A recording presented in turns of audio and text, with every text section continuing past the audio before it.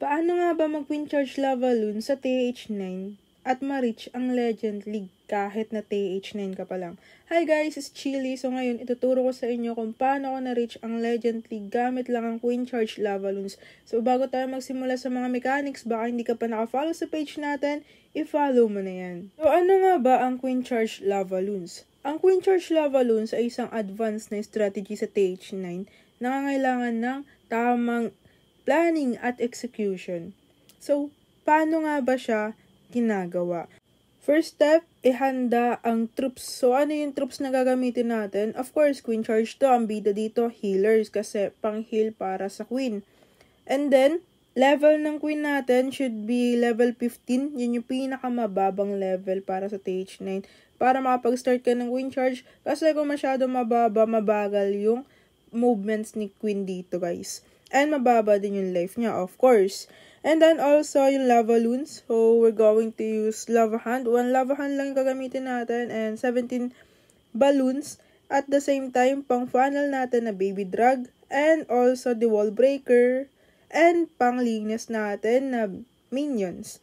And for this spells naman, we're going to use 3 Rage spell. And then Haze spell, dalawa yan. And then Freeze spell. Also, Poison para sa CC, and Baby Apprentice para sa extra life. Also, extra damage. Ang pangalawa naman ay ang pagpaplano ng attack. Una-una ay identify ko nasaan yung key defenses. Of course, yung air defense kasi threat yun sa Lavaloons natin. Also, the Queen and laman ng CC. Siguraduhin na magamit ang Queen upang maklear ang CC troops and also the Archer Queen at some of the defenses.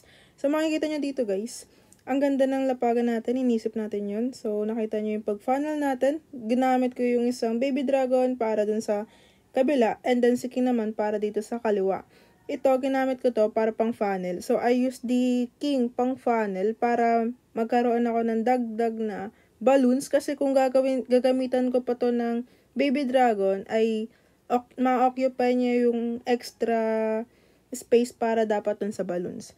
So, ayun, nakuha na natin yung Queen, nakuha na natin yung Air Def, and then, waiting na lang natin na makuha yung laman ng CC. So, let's go to pangatlo. What is pangatlo?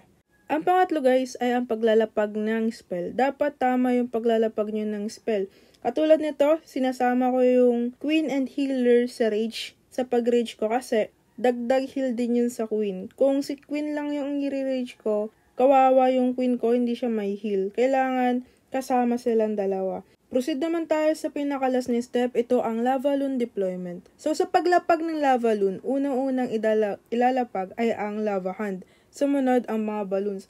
Make sure na hindi nyo itatapat sa Earth Sweeper. Kasi magiging useless yung Lavaloons ninyo kung nakatapat ito sa Earth Sweeper. Also, gamitan nyo ng Haze or Rage spell para mas mabilis yung pag-clear ng mga defenses. Pagkatapos ay ilapag nyo na yung mga minions dun sa likod para malinis agad. So, ganun lang siya kasimple guys. Kailangan nyo lang ng practice. I-practice nyo lang ng i-practice at matututunan nyo rin ito. Also, isang technique dito is huwag nyo madiliin yung Queen na mag-clean. Make sure na 1 minute and 30 seconds dun pa lang kayo maglalapag para mahaba pa yung oras ninyo. Pero kung nagsisimula pa lang kayo, 1 minute and 50 seconds, pwede kayo maglapag nun. Pero ang pinaka-minimum is 1 minute and 30 seconds. Kasi kung less than 1 minute na, mahihirapan na kayo. Lalo na kayo nasa higher TH na kayo, mahihirapan na kayo doon. Prone to time fail yun. Kapag tama yung execution, ang laki ng percentage mo na makaka 3S ka sa Queen Charge Lavaloons. So yun lang guys. Don't forget to follow and subscribe. Bye-bye!